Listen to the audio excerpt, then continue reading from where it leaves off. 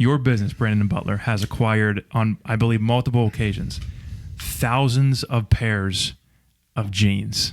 Yeah, so you were just talking about us spending the night overnight somewhere. That's where we got. This was beginning of the month of July. So 4 weeks ago. Yeah. Help me understand. Help me understand that business transaction.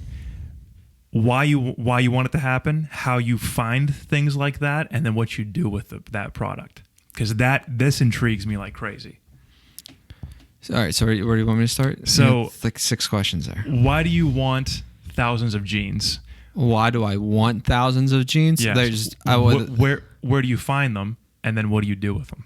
Okay, so finding thousands of jeans is in one spot, in one hit, is not very common, and we've done it twice.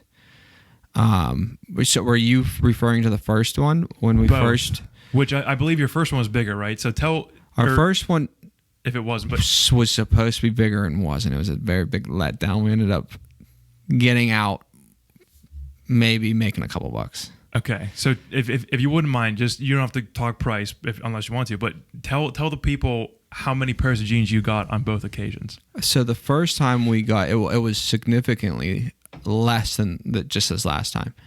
It was, I think, 15.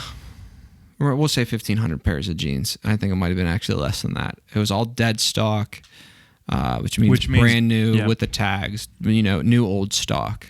People call it different things. We were hoping Levi's, because Levi's sell the best, but it was Lee, Wrangler, Jordache, brands from like the 80s. And not knowing till after the fact, it was mostly all kid sizes. I mean, going into a person's house in Maryland in the middle of nowhere, in the middle of the night, he had just a church. He bought a church and just had his collections there.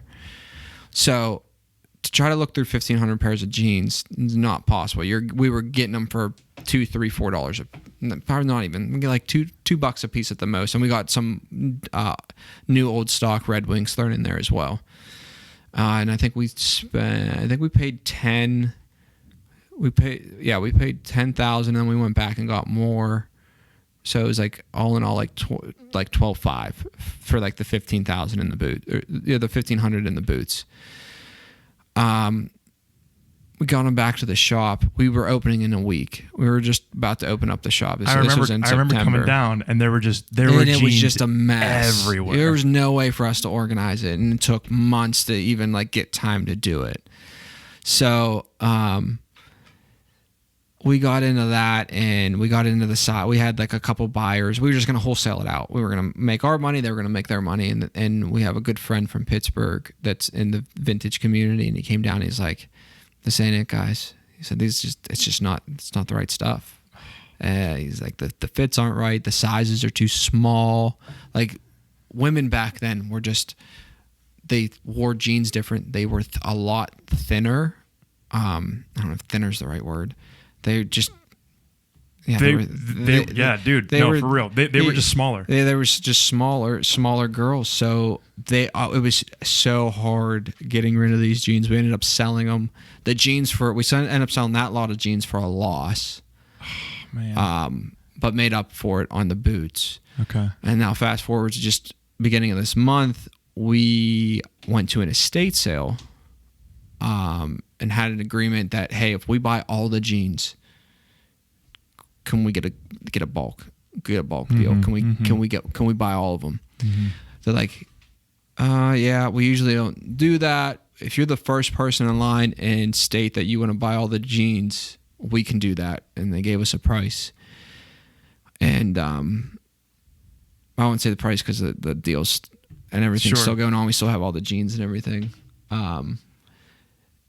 So we got there. It was just in Beaver Falls, so it wasn't like a far drive like the Maryland trip. And we get there. Brendan's like, all right, I'm heading out. I feel like someone's going to get here before us. And we're going to lose out on all these jeans. So he gets there at midnight the night before. Doors don't open until 8. And I was getting stuff done for the wedding because it was the next day. And I was like, all right, I can't just let him go sit out there by himself. So I head out there at like 1:30, 2 o'clock. I get there. You were renewing your vows the next day. And I was renewing my vows the next day. And I was like, I was sitting there and it was like 4 o'clock. He's like, all right, 4 more hours to go. And I was like, this was such a bad idea. Why did Dorothy's going to kill me? I'm going to be so tired tomorrow. But literally as soon as I show up, someone else shows up. At 4 a.m. Yeah. No, at 2 a.m. At 2 a.m. For the jeans? For the jeans. But weird thing is they were there actually for VHS tapes that the estate company was giving away for free. Oh, man. Apparently, that's like I said, there's money in everything. Uh-huh. He's sold VHS tapes for $6,000. I think was the most expensive one he said he sold for. Yeah, that's a market I've heard of, never dove into. I just no interest in. That's like records. Right. We've bought I think a 15 by 20 storage unit full of records. Literally, our box truck, our wheel wells were rubbing in the back. That's how much vinyl was in there. We didn't piece it out. We sold it all to one collector. And he probably made bank because he had the knowledge of it. He knows what he's doing, yeah. But we didn't pay much on it, so we made money. But so yeah, we get there. We're the first ones in line. Luckily, we're like, yeah, we still want to buy them all. They're like, okay. Announce it to everyone. Hey, don't touch the denim. It's these guys. They're buying it all at a bulk price. We get there, and I'm just dead tired already. And they start bringing it out for us before. Like they're like, all right, we'll get some of this stuff out of the way before everyone come in. And I was like, okay, that should be like I thought. Because they said conservatively there was 1,000 pair. Mm-hmm. So anytime someone says conservative, anyone gives you a guesstimate, you always want to take like a third of that off. So okay. I was thinking, people always think they have more than what they do. Yes. No matter what, a good rule of thumb is take at least a third, if not half of. So we're thinking 500, 750 pair. Mm-hmm. We both drive our cars out there. We should have been able to fit it, no problem. They start bringing jeans out, and I'm like, okay, this is probably. They're like, all right, everyone go in, and we put it in the car, and I'm like, okay, like this ain't bad. We can this is cool. Like there was a lot of like Janko jeans from the 90s, the big baggy jeans. Those some of them we sold a pair already for like $200, $300. Those all go on eBay. We don't put any of that stuff in the store. Okay. And they bring a lot of it was Janko. So I was like, all right, sweet. I know this stuff. We'll make a good chunk of money. And there was a basement. And we go down the basement, and there's just no joke, probably bigger than this room, just racks, 10 foot tall of jeans, just folded nicely. This guy, I don't know. This guy was a collector. I was going to ask, do you know the story of how this? So okay, someone passed away. Yeah, the guy passed away. It was in an old dojo. Okay. That he shut down and just used for storage. Okay. I mean, like beautiful, like Asian art just everywhere that they were pretty much giving away.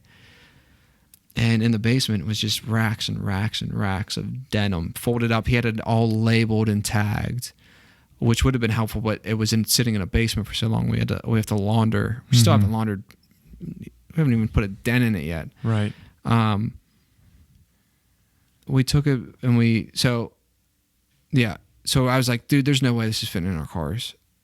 I can't stay here and help you load all this. I have a wedding in literally 4 hours. Brendan's like, just go. I'll get them to help, the people working there to help me get it.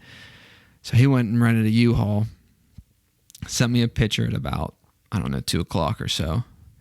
And the whole U-Haul was just packed full. We were going in there thinking we were getting 1,000 pair. And this was the beginning of July. We've had a few other things going on, but we have a warehouse that we have it all stored at. We haven't counted. Realistically, there's over 4,000 pair of denim. And it's the good denim. Like when we were going to Maryland, we were thinking we were getting Levi's. And we got like maybe 5 or 10 pair. It's the opposite this time. We probably have 90% of it is Levi's. Oh my. And it's all like made in the most, probably 90% of our Levi's is all USA made. All made in the USA. A lot of it's orange tab, so that dates it to the 80s. I was going to ask, is it 90s, 80s and earlier? Or not any earlier. If you're going earlier than the 80s, if you're going back 70s, those jeans are worth a lot of money. Yeah. Like I wish. Yeah, man. it was back further. But so a score like that could make your year. That could, if we can figure out how to market it right, which we changed the store around just because of the denim. You were just in there today. That's right. Yeah. I saw it was different. We just made a whole denim display, and we're working on getting the rest laundered and sized. We got to get it modeled. If we put it on girls, because it's mostly girls that are going to be buying it. Few men's sizes, but mainly girls like the fit of the vintage Levi's. If we can market it well, conservatively, we should make 6 figures off the deal. Wow. So good for you guys, man. And that, I guess that's adding into, like you were asking earlier, what's something else we can get into, like denim. I mean, if it does well in the store and we can gain a following of people that are interested in vintage denim, I'll seek that out more, just like I do shoes and t-shirts.